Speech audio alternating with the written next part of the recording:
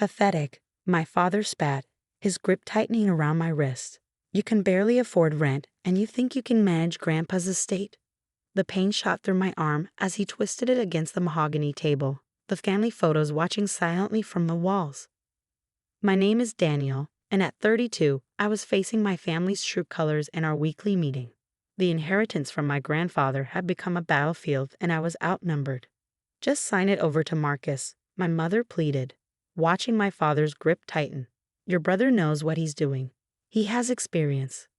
Marcus, my younger brother, sat across the table, his expensive suit and smug smile a stark contrast to my simple clothing.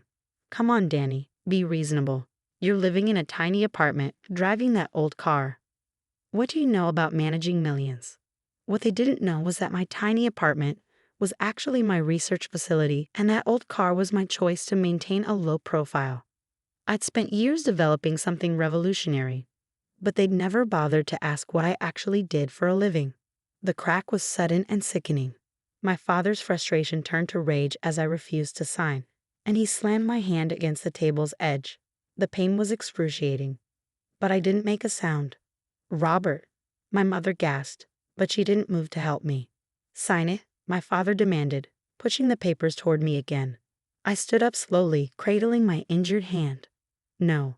Marcus laughed. Look at him, can't even afford proper clothes, and he wants to manage Grandpa's legacy. Dad's right. You're a disgrace. The family photos on the walls seemed to mock me, perfectly staged pictures of the perfect family. If only they knew what I'd built while they were busy judging my appearance. I'll give you 1 week, my father said, his voice cold. Sign over the inheritance or you're no longer part of this family. I walked to the door, my hand throbbing. You know, Grandpa chose me for a reason. He saw something you never bothered to look for. What? Your failed experiments? Your mysterious job that you never talk about? Marcus sneered. Face it, brother, you're just poor and delusional. I paused at the doorway, looking back at them one last time. My mother, wringing her hands but staying silent. My father, red-faced with anger. Marcus, already reaching for the inheritance papers like they were his birthright. 3 months, I said quietly.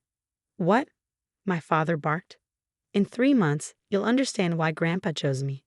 With that, I walked out, leaving them to their assumptions and judgments. At the hospital, the doctor confirmed what I already knew. My hand was broken. As she wrapped it in a cast, she asked how it happened. I simply said it was an accident, but my mind was already working on what came next. That evening, in my tiny apartment, I looked at the complex machinery and blueprints that covered the walls. My team had been working on this project for 5 years, funded by private investors who believed in my vision. Tomorrow, we would announce our breakthrough to the world. My phone buzzed with messages from my mother. Please be reasonable. Your father didn't mean to hurt you. Think about the family name. I turned off my phone and walked to the window, looking out at the city lights. They thought I was poor because I chose to live simply. They assumed I was a failure because I didn't flaunt my work. In 3 months, everything would change. My assistant, Oliver, came in with the final reports. The tests are successful, sir. We're ready for the announcement. I nodded, my injured hand a reminder of what I'd endured. Schedule the press conference for tomorrow. And Oliver, make sure my family receives front row invitations. They won't know what hit them, he said, grinning. Looking at my bandaged hand, I smiled. No, they won't. The next morning, my family's reaction to the press conference invitations was exactly what I expected. Marcus left a sneering voicemail. A press conference? For what, your latest failed invention? This is pathetic, even for you. My mother texted, Daniel, please stop this attention-seeking behavior. Just sign the papers. They didn't show up, of course. But as I stood on the stage at the Technology Innovation Center, my bandaged hand hidden behind my back, I knew their absence would soon become their biggest regret. Ladies and gentlemen, I began facing the crowd of journalists, investors, and industry leaders. 5 years ago, I started working on a project that many called impossible. Today, I'm proud to announce that Phoenix Industries has developed the world's first fully sustainable fusion reactor. The room erupted in gasps and camera flashes. The secret I kept from my family was finally out. I wasn't just some failed inventor. I was the founder and CEO of Phoenix Industries, a company that had just revolutionized the energy sector. As I demonstrated our technology, my phone buzzed continuously in my pocket. My family had finally seen the live broadcast. Their messages ranged from disbelief to sudden attempts at reconciliation. Marcus, this is some kind of joke, right? Mother, why didn't you tell us? Father, call me immediately. I ignored them all, focusing on the questions from reporters and handshakes from impressed investors. By the end of the day, our company's value had skyrocketed.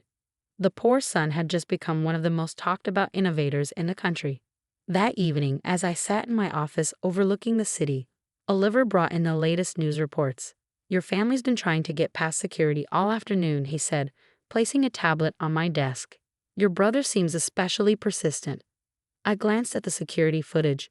Marcus in his expensive suit, arguing with our guards, waving what looked like our old family photos. Let them try, I replied, turning back to my work. The next few weeks were a whirlwind. Phoenix Industries was on every major news channel. Our fusion reactor technology was being hailed as the solution to the global energy crisis. Investment offers poured in, and our stock value multiplied daily. My family's attempts to contact me grew more desperate. My mother left tearful voicemails about family unity. Marcus tried to claim he'd always believed in me. But it was my father's message that caught my attention. Son, his voice was gruff, uncomfortable. About your hand, I may have reacted poorly, but you have to understand, we were just trying to protect the family legacy. Now that we know about your success, perhaps we can discuss a fresh start.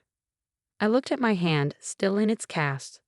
The family legacy they were so desperate to protect was nothing compared to what I'd built. Their narrow vision of success, fancy clothes, expensive cars, showing off wealth, had blinded them to real achievement. Oliver knocked on my door, interrupting my thoughts. Sir, the helicopter's ready for the Tokyo meeting. I smiled, remembering my promise. Change of plans, Oliver. Take me to my parents' house first. Are you sure? He asked, knowing the full story. It's been almost 3 months, I replied. Time to keep my word. The sound of helicopter blades cutting through the air must have drawn every neighbor's attention.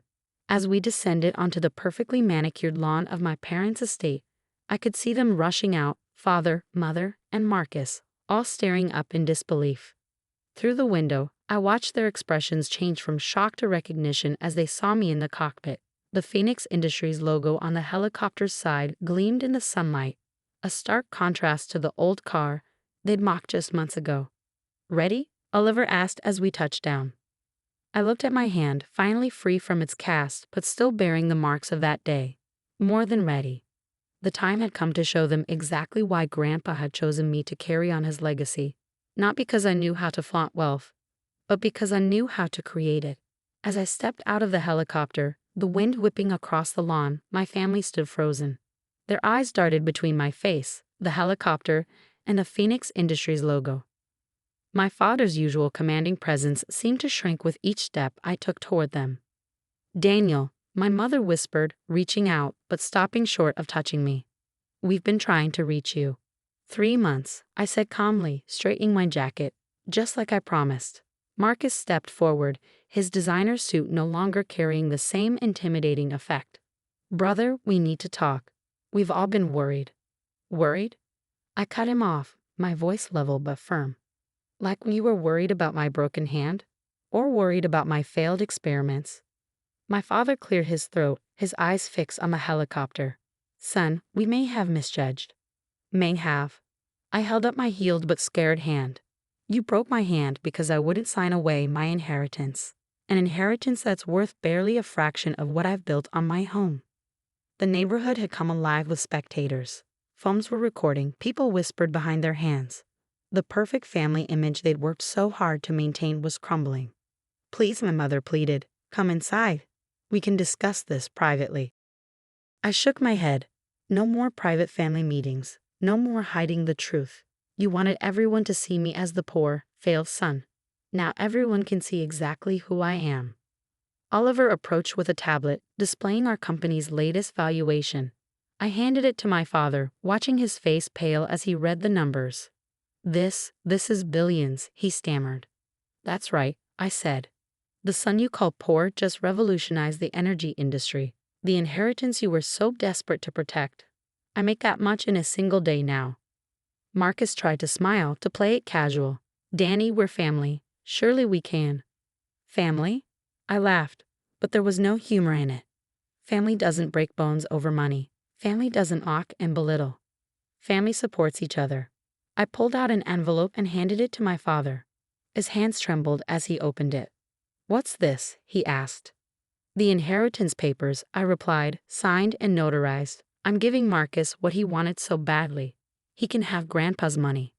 They stared at me in shock. "But why?" my mother asked. "Because Grandpa's real legacy wasn't money. It was his belief in innovation, in building something meaningful. He saw that in me, even when you couldn't. I don't need his money. I've built something far more valuable." Oliver signaled that we needed to leave for Tokyo.